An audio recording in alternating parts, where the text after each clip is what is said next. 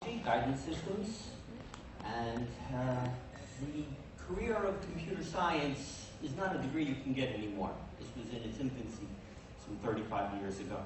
So we learned the inner workings of computers and mathematics, physics, and then had to apply them to whoever wanted them to do various objects. So the most obvious, of course, has been the space program back in the 60s. I was just a small child. I was fascinated with that when that first came out. My father was an engineer. He worked on the Geminis. This guy right here, the little one, not so little one actually. He worked on the windshield so that the astronauts could view. And my fascination went on to discover as much as I can about the space program and try and understand it. And I've been lecturing on the Saturn V program and the space programming for about 10 years now. Mostly at schools, some cruise ships. MIT was interested in some structural analysis work. I've lectured there as well. Now the cruise ship here. Thought that you guys might like to hear about it, as it's the 50th anniversary coming up this July of the actual landing on the moon, which was really not a very small feat. And I'm going to try and put that into scale and perspective for you today, because it's not something we imagine, and I believe there's even a group of people who don't think we actually went. And if you have questions about that, we can put those to rest easily and very quickly with something some people know as Occam's razor. But we'll deal with that later on should we have to.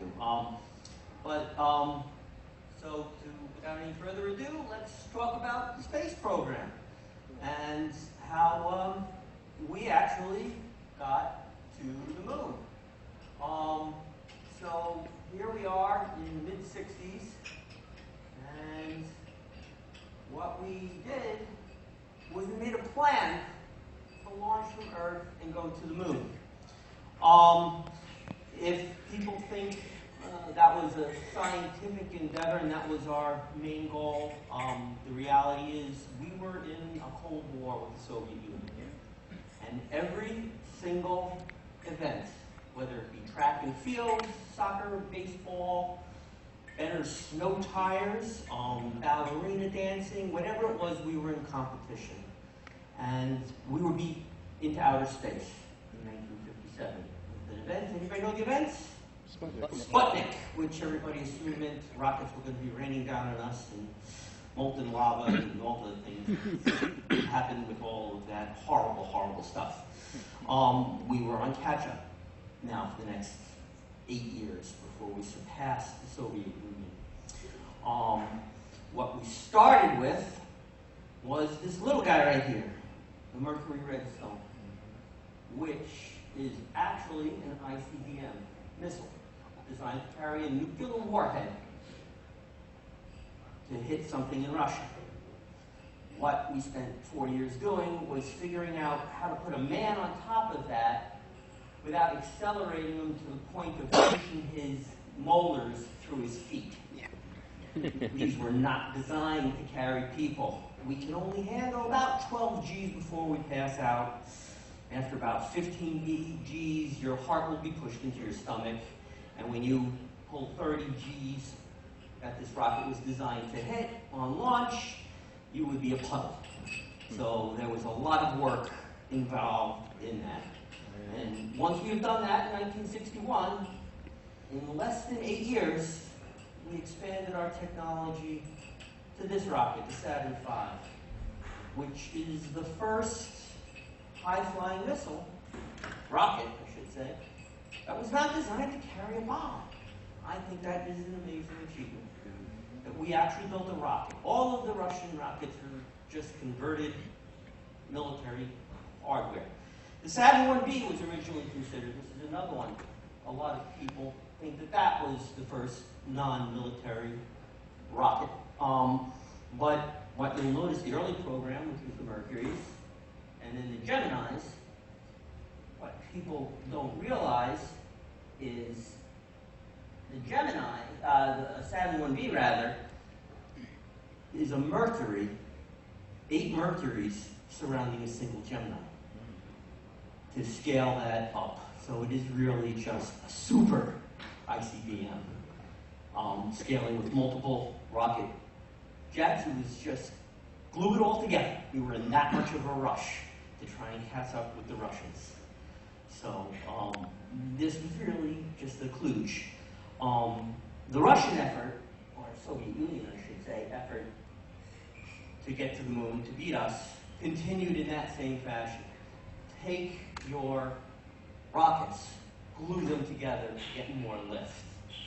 Saturn 1V was designed specifically to get 140,000 pounds of material to outer space without carrying a weapon system, to be human-rated so that we didn't separate their fillings. Nobody likes that. To carry spacecraft, that's the only part that people live in. That's it. The rest is fuel for all intents and purposes, in way of delivering that fuel into outer space. It also carried, in this section right here, the lunar lander, also commonly known as the Apollo spacecraft. Sometimes people confuse. This is a Saturn V rocket with a command module, and the actual Apollo spacecraft, I'm sorry for the size, but I had to travel to get here, and the plane objects to the full-scale models. This is what actually landed on the moon.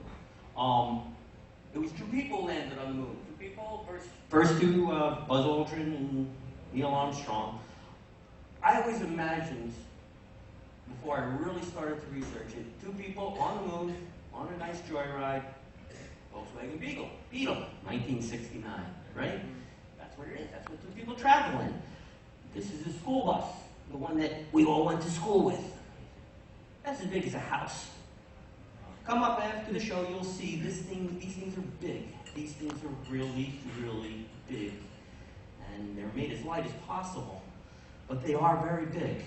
Your school bus travels underneath the rocket. This is the type of sizes we're talking about in power. We are all in rooms. Some of us are in nice rooms. Some of us are not in some nice rooms. If you filled my 200 square foot room, that's about the average around here, with rocket fuel, like a swimming pool filled to the ceiling, this rocket empties it every 1.5 seconds. Boosh! The resulting jet stream up. This is a 7 million pound lifting capability. It's 400 feet tall.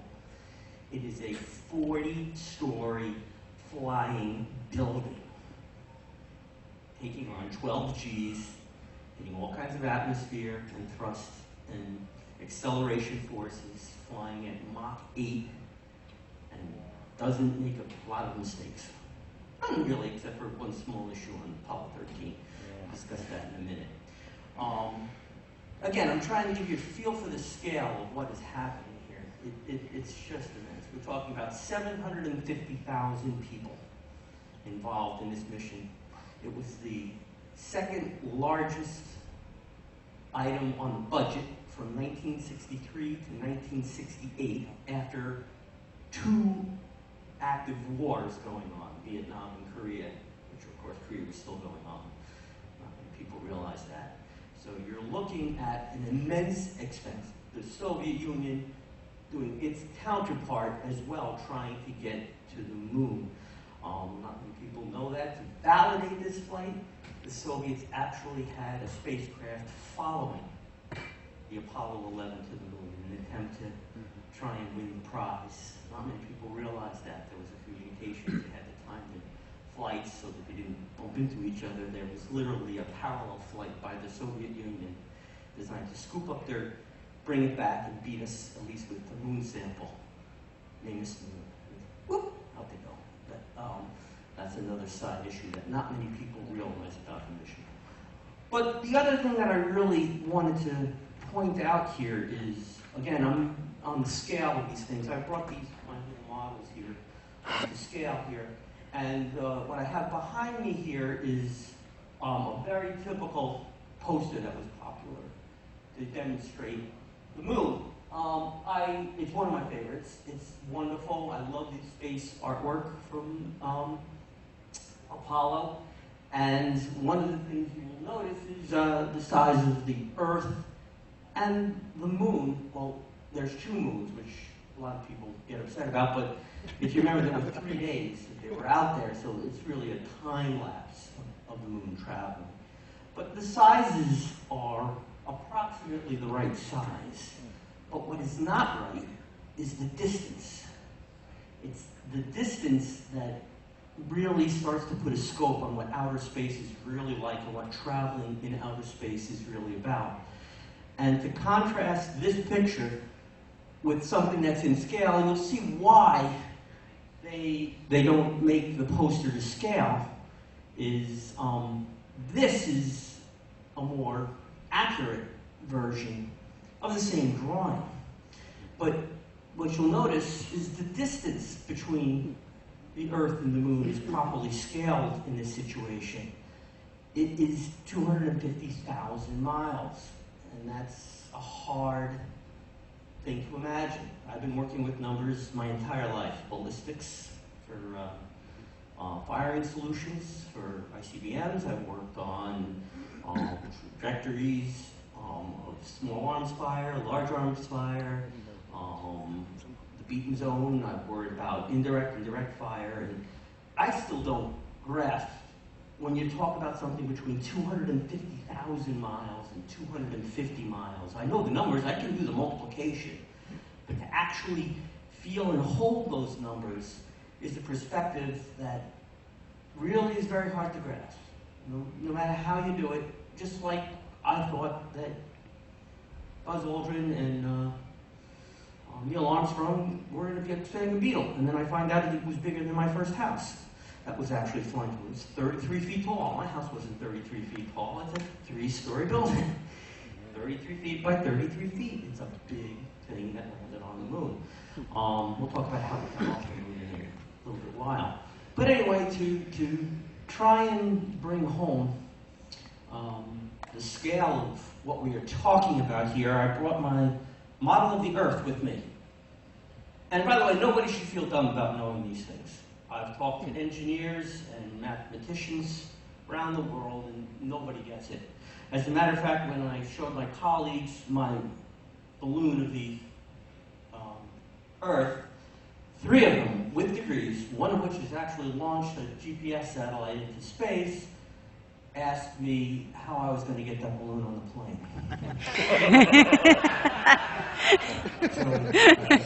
We have no dumb questions, even from aeronautics engineers who think way beyond me. I can't imagine not putting the air in the balloon.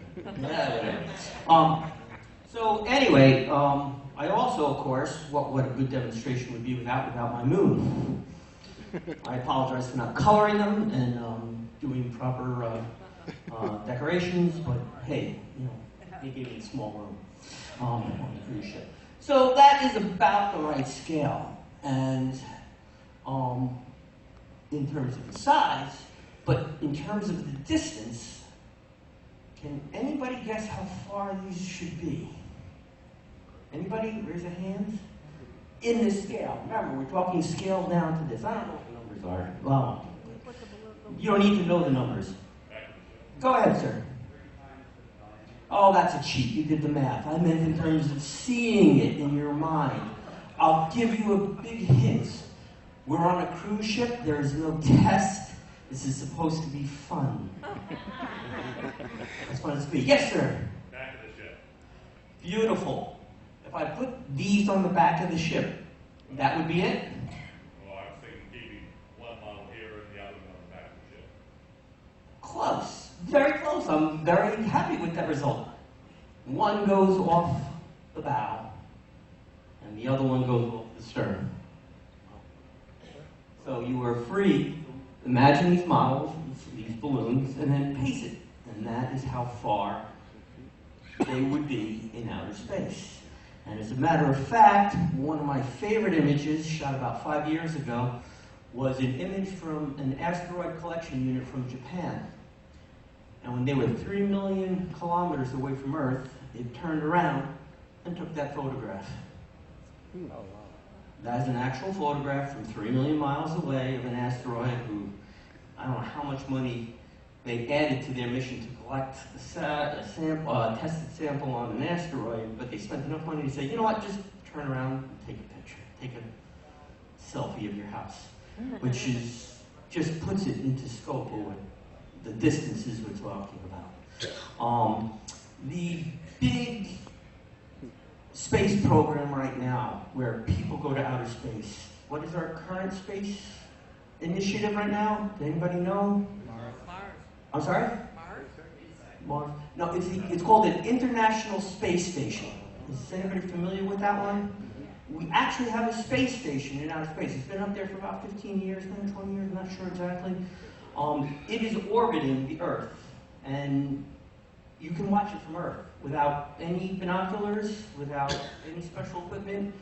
You can go on the web and look it up and find out when it's passing over your house, because it's doing, that's what I would describe it as a spirograph, you know, where it was specifically put in orbit so it covers the whole Earth at least once every 10 days.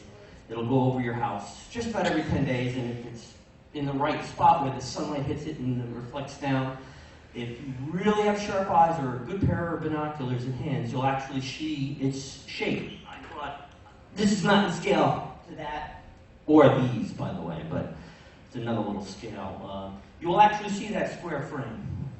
You can definitely see it with a pair of binoculars. It's very hard, it's very fast when it's flying overhead.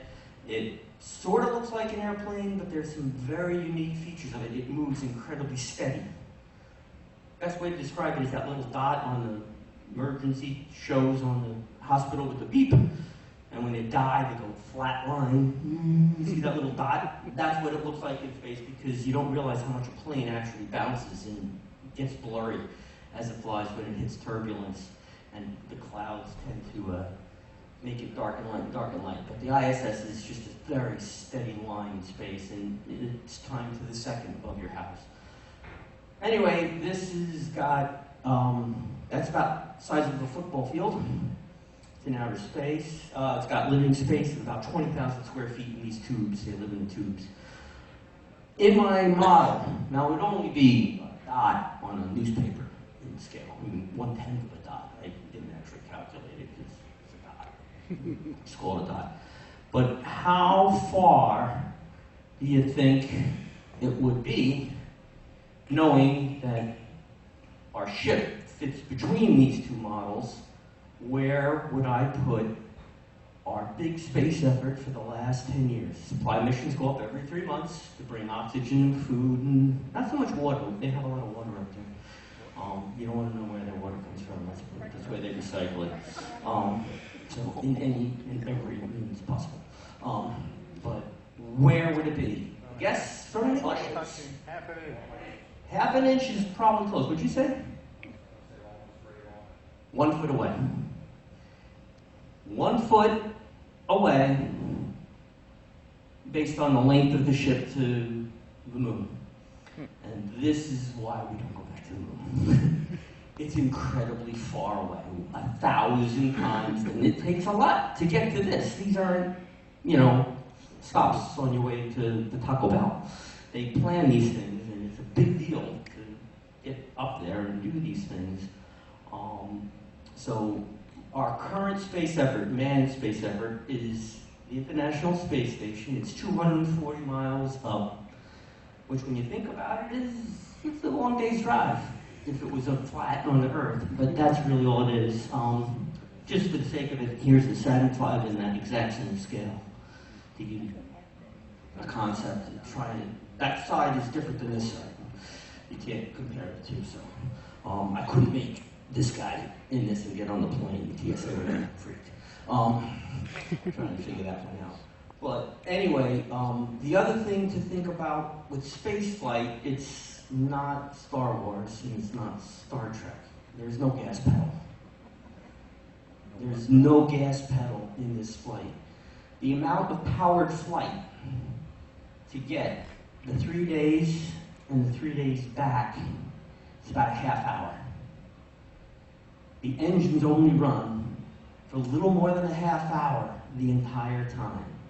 The rest is a coast.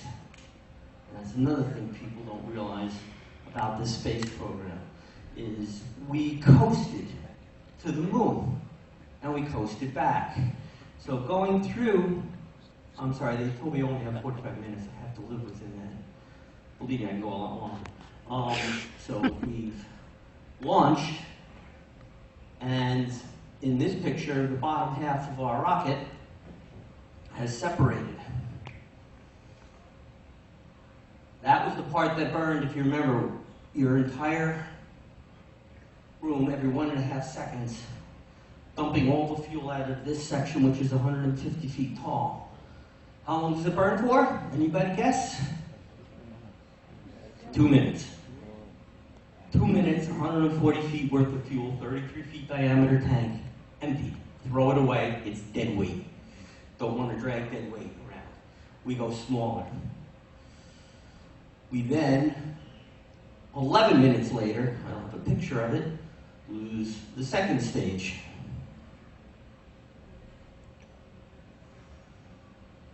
And then this part goes into what we call an orbit. Now, an orbit is traveling in a perfect, well, not a perfect circle. It doesn't even have to be a circle, it could be an ellipse. It goes in a self-sustaining pattern, a loop, around a larger mass, specifically the Earth. And what people don't realize, and the same thing with the International Space Station, you're not weightless. If I weigh 200 pounds here on Earth, if I could get on a scale at the International Space Station, I would tip that scale at 180 pounds.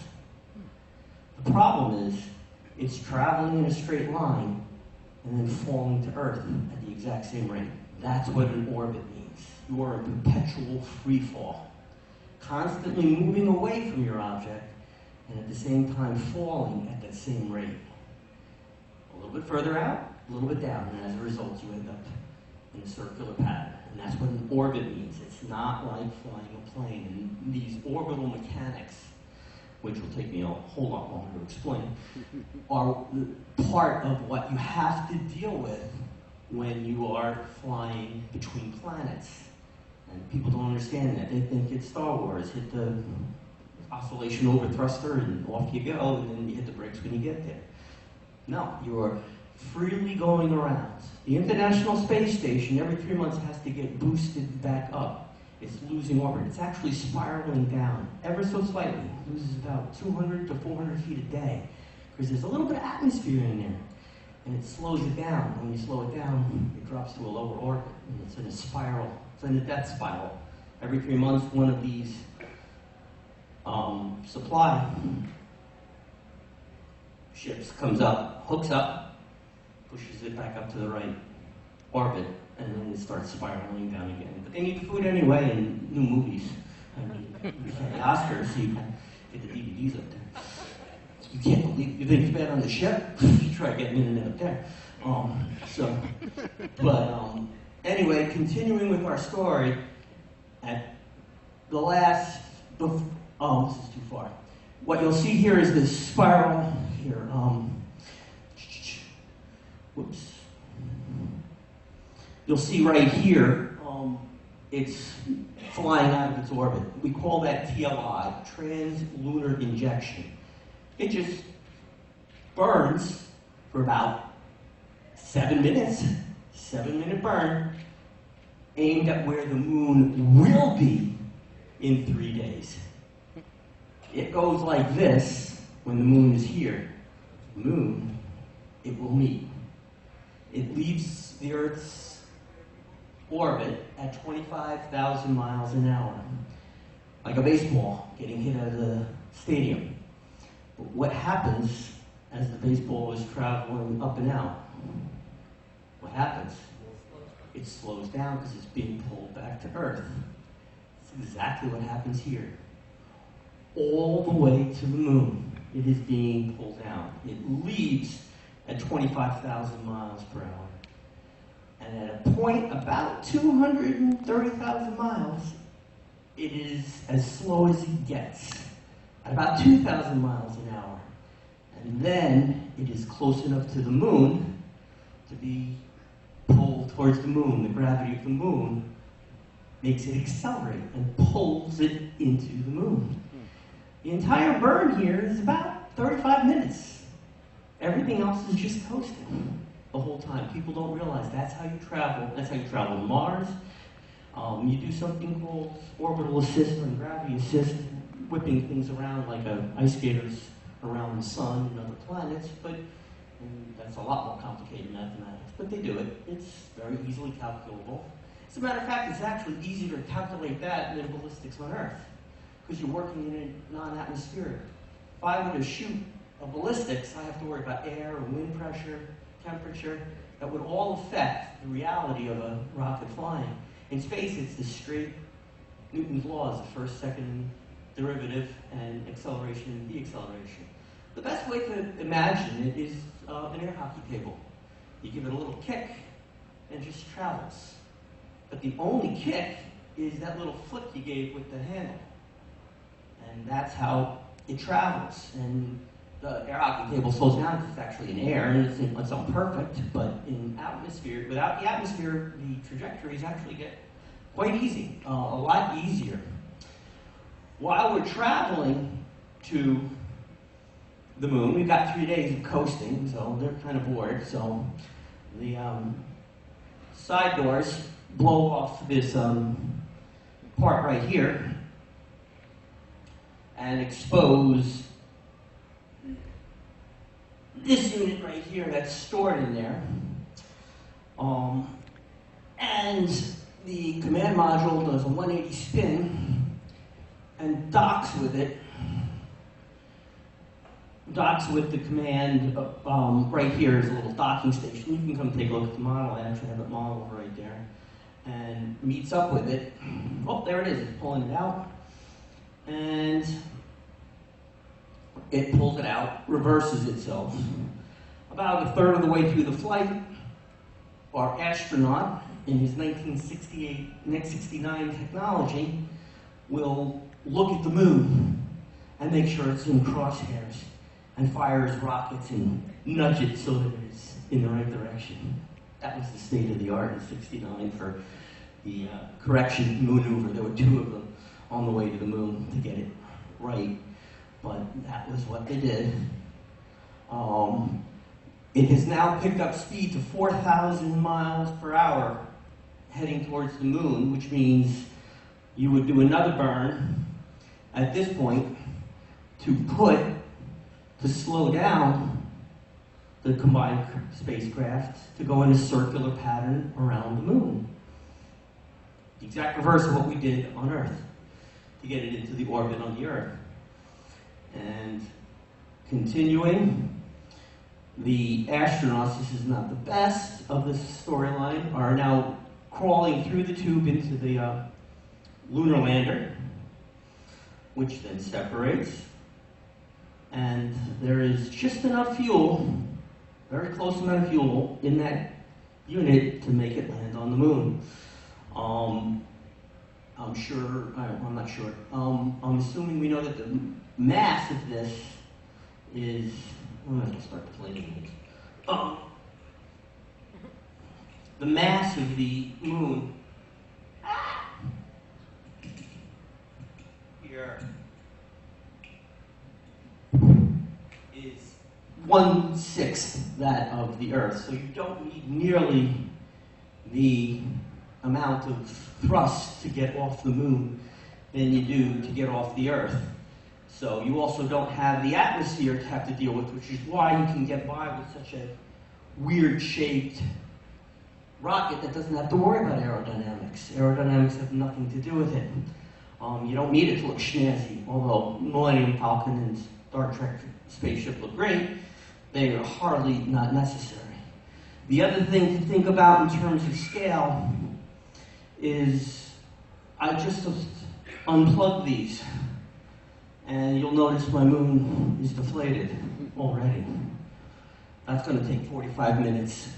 It was 4 times the size. Well, it looked like 4 times the size. It's 50 times the volume. people are visual. We are visual people, and the confusion comes in terms of the size of things, and we tend to judge them in distance rather than volume.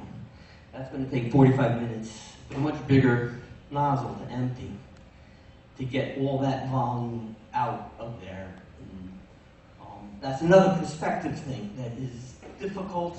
Again, I'm not looking to quiz you. I'm not looking to, make you experts in it. But the concepts of the scaling is very, very foreign, and that causes a lot of confusion. They told me to be very much on time. So to finish the story, we explore the moon. Well, I don't know if a lot of people know this. The top section separates. It has another set of rockets, another rocket here, and just the top piece comes back with the two astronauts. Again, it doesn't have to worry about atmosphere. With such little actual mass and volume, the moon can't hold on to its atmosphere. As it's traveling around the Earth, the atmosphere has long since fallen away. And that is why you can't make an atmosphere on the moon. Even if you could get all the oxygen up there, its act of spinning and traveling around the sun and the Earth, it would spin off into space. It doesn't have the gravity to hold an atmosphere. That was actually known 200 years ago with just a telescope. It's not fuzzy when you look at the moon. There's no gradual loss of atmosphere as compared to looking at Mars or Venus. They were able to determine that the crisp line meant there was no atmosphere thinning out off of. So they knew 200 years ago that there was no atmosphere on the moon. Little side note. So it launches up, meets with the Apollo space, the CSM, that's called the Command and Service Module. It then kicks itself out of the way so that they don't smash. We now have leaving the orbit in the exact same way we left with a giant coast. Remember, it only has to get up to that point 20,000 miles away before the Earth starts dragging it back to the Earth. As long as you aimed it right. If you don't aim it right, your gas mileage will vary terribly and your results will be pretty horrible. When it gets close to the Earth, the service module, which actually has all the fuel and oxygen and water regulation systems, separates. And again, it's thrown away. So we are now, I forgot my model here. We have it traveling back in this. We will throw away that section, and I'm sure some of us will remember this is the picture we saw floating in the water, and it's got enough for about 3 people to move very uncomfortably in when there's gravity. But that gravity was quite comfortable from what I understand. And to the splashdown with a couple 100 pounds of rocks to rub it in the nose of the Russians, saying, "Na, na, na, na, na, we did it." American technology, American ingenuity, and how we did it. I thought it was a pretty interesting thing, and all the numbers add up. The Americans were incredibly public with, that's not working right. Were very public with their, all the information, all their publications and what they discovered were out there for everybody to explore and look at in any way they wanted to and to test it. And that's basically how it went. The other thing the Americans did shortly after that is went back 6 more times. You'd be shocked at how many Americans don't know we actually went 7 times to the moon. So if you're going to tell me that we didn't go and we pulled a hoax, you're going to have to explain to me what con man would actually repeat a con on the same mark 6 times instead of getting out of Dodge, because that would be a really stupid thing to do. You would also have a vested company called the Soviet Union, which had everything to gain to prove and show dishonest behavior, and had all the science and resources to actually test all these things, totally accept the fact that we did it. You have some 40 to 80,000 photographs free to your disposal to look at, where they pick out things that they think are wrong. But certainly the Soviet Union had no problem with it, and I'm not saying they're experts, but it'd be very hard for me to believe that they would not have called it out if it couldn't. I would love to talk more. They want me to get ready for the next thing, so at this time I would like to open up the floor for any questions. Does anybody have any specific questions they'd like to ask? Yes?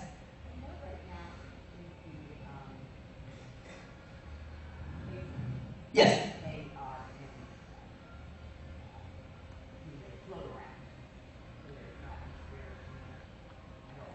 No. The question was whether or not they're floating around there with no atmosphere. That's the wrong question. Scratch that question. We're going to try for number 2 question. Yes. I heard that they're going to make the middle turn so that the people don't go around, walk. What the question was, a spinning, if I can paraphrase, a spinning spacecraft to simulate gravity.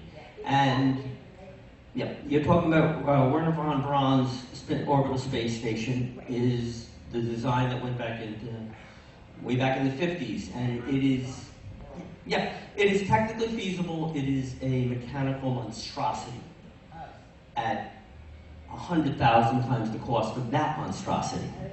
And let's understand what the Cold War meant and what real war means and everything else about all this stuff. It's a battle of wits. Any sports event, any event is a challenge between 2 groups to accomplish something. But there's always a hidden enemy in every one of these competitions. We'll call them competitions for right now. It's a very loose term. It's your adversary, but it's also your budget.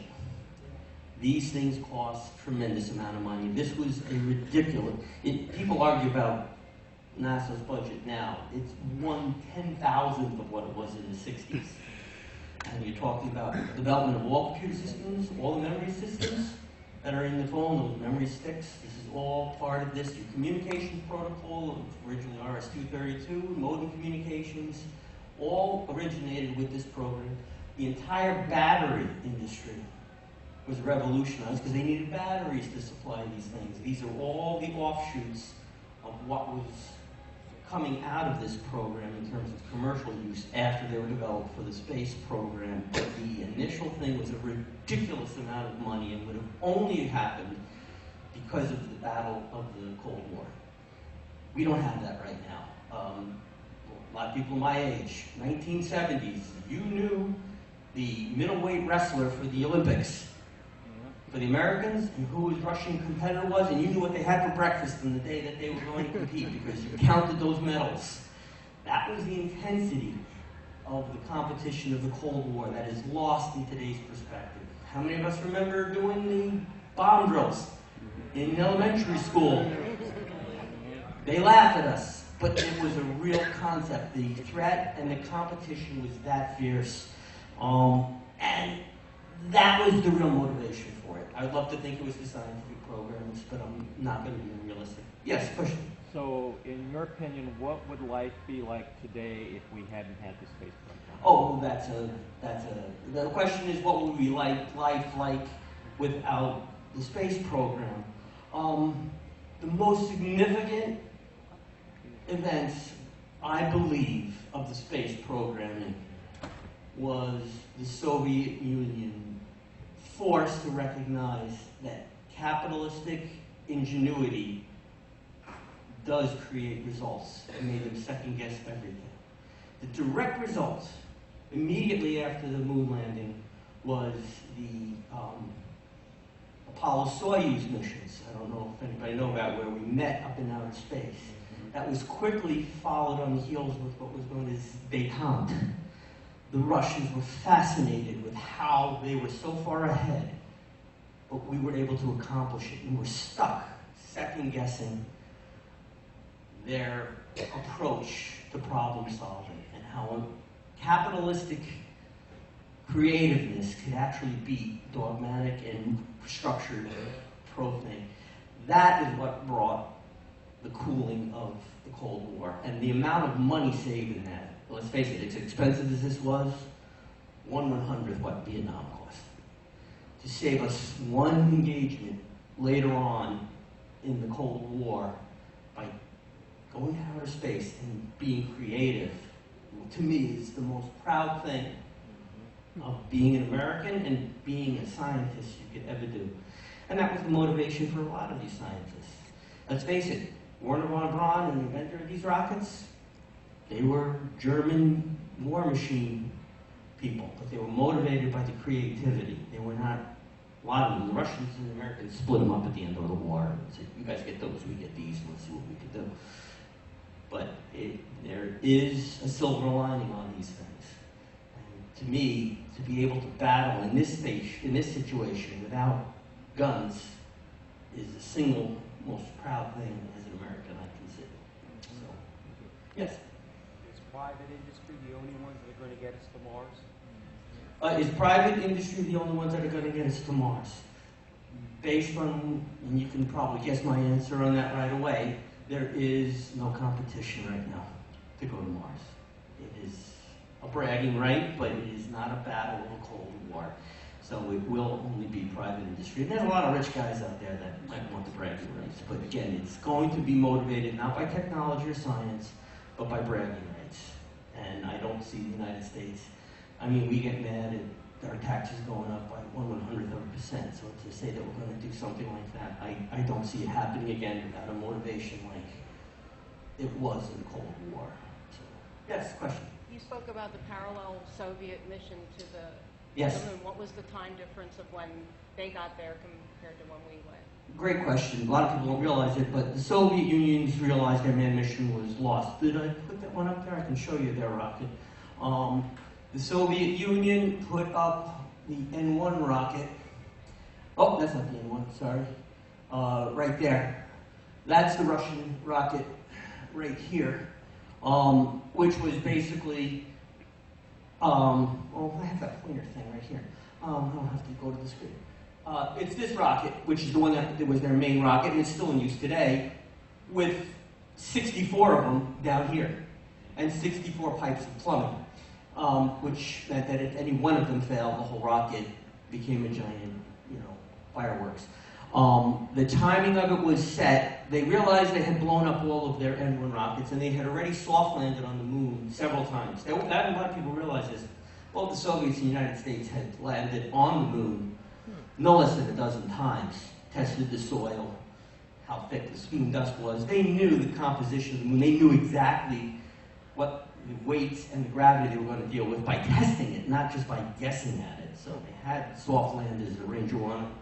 I don't have the picture of it, but we actually, one of the Apollo 15 actually went and visited one of the Ranger soft lands when it went. But the timing of it, they realized they could not get to the moon with a man. They were going to lose that race, but they thought they could make a consolation prize about bringing the moon sample back first. So they sent up this rocket with a return module, and their launch was scheduled 24 hours after Apollo 11.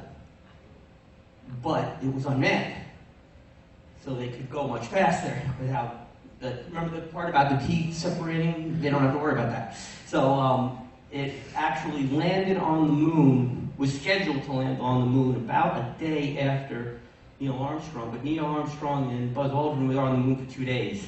Their mission was to grab a handful and then hightail it back to the Earth so they would beat the Apollo 11 back by 24 hours with the moon sample, was the actual plan.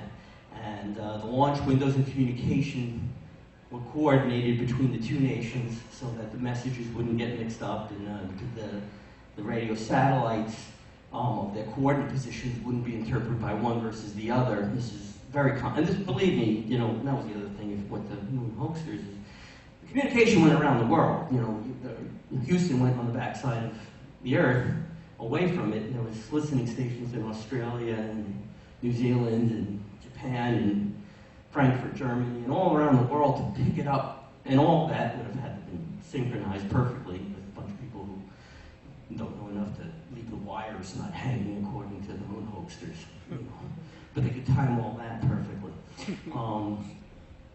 So all of that was coordinated for message timing windows of when you'd be communicating so that neither one of the efforts would misinterpret the other one's message as a sample. But you can absolutely look at the look it up online. I suggest you do. It's a great read. I mean, the stuff reads like Cloak and Dagger. Some of it, you know, the spies that were picking up American technologies, the Americans trying to figure out how far along the Russians were in their mission.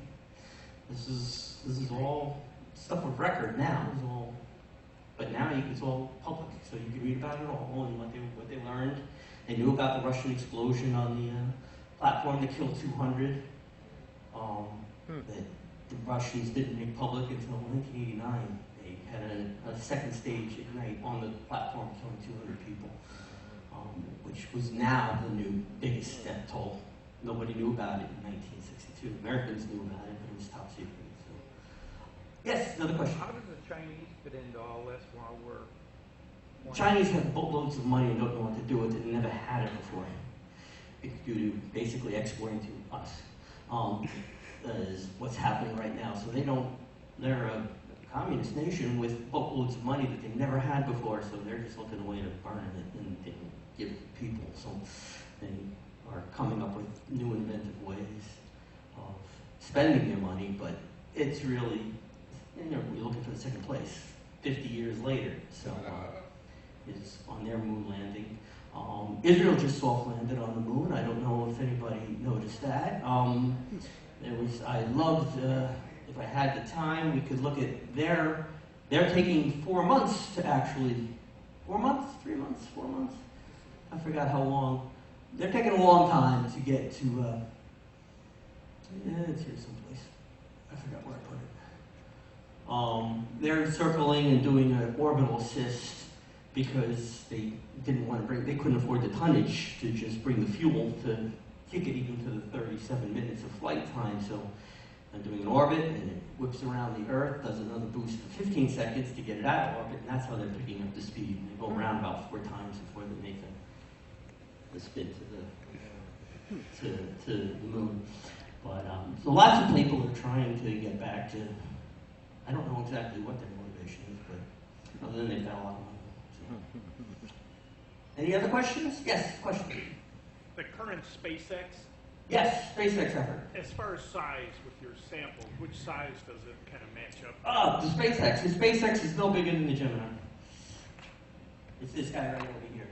Actually, somewhere between these two. They are not. They do have a. They actually are supplying the International Space Station for the first time. I think this year they actually had a mission to the space station, other than non-manned flights.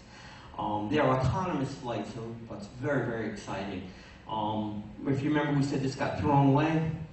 In Apollo 69, SpaceX is actually having that return to soft land so they can refill it, which to me is very, very exciting versus polluting the ocean. How much it actually saves, and we had the space shuttle program. I don't know if you remember that one. We had a lot of challenges, disasters. We flew it 120 times, 105 times. I forgot how many. It was advertised as reusable, but it really wasn't.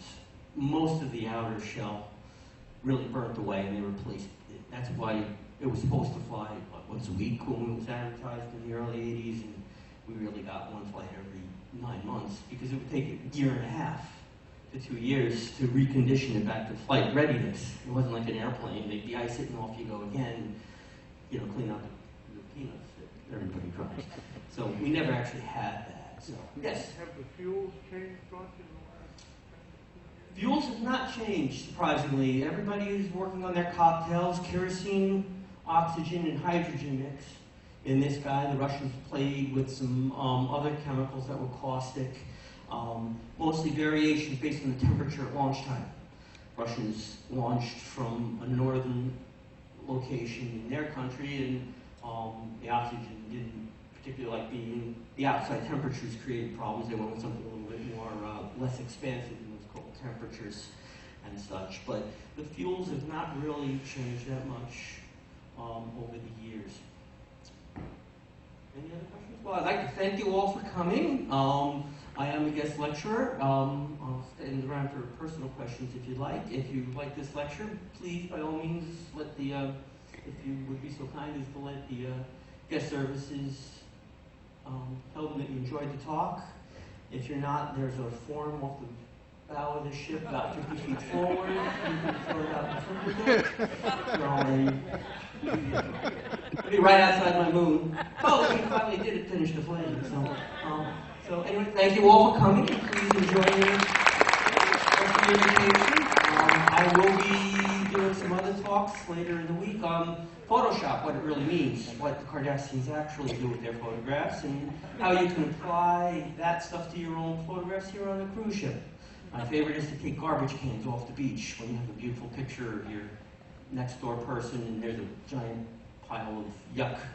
So we can illuminate those pictures. We'll do some live demonstrations on how simple it is. Whether you learn how to do it or not, that's not necessarily the point. The point is understanding what it really means and how you can eventually apply it to your pictures. Or if you want to hire somebody to do it and they're going to tell you it takes 7 hours and you can see I do it in 3 minutes.